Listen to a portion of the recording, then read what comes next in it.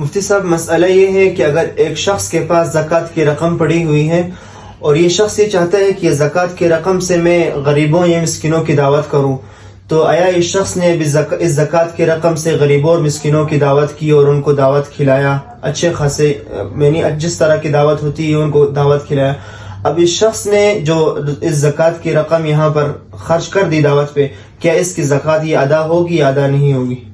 کھانا کھلانے سے زکوٰۃ ادا نہیں ہوتی، ہاں البتہ اس صورت میں کہ اگر ان کی ملکیت کر دی جائے، وہ کھانا ان کی ملکیت کر دی جائے پھر تو ایک گنجائش ہے، لیکن اس طرح اس کی زکوٰۃ ادا نہیں ہوگی۔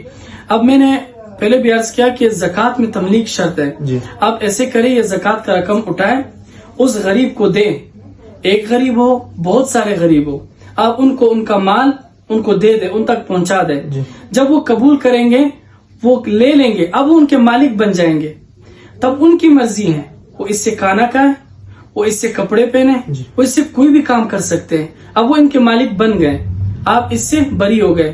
لیکن یہ آپ کے لیے اس طرح یہ زکوٰۃ ادا نہیں ہوگا کہ آپ ان کو بلائے بغیر، آپ کو بتائے بغیر، ان کو مالک بنائے بغیر ان کے لیے دعوت کر دیتے ہیں، زکوٰۃ کے پیسے اٹھا دیتے ہیں، ان سے کھانے وغیرہ بنا کر ان کو دے دیتے ہیں، کھلا لیتے ہیں، تو اب تو یہ اس سے زکوٰۃ ادا نہیں ہوگی۔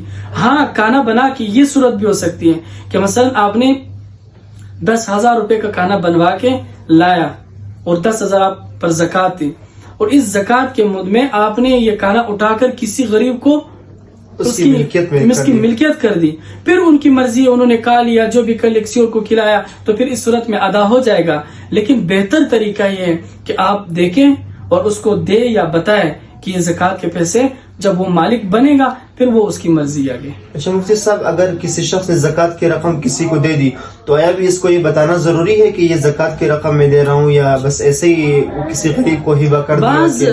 بعض لوگ ایسے ہوتے ہیں کہ ان کو بتانا ضروری ہوتا ہے۔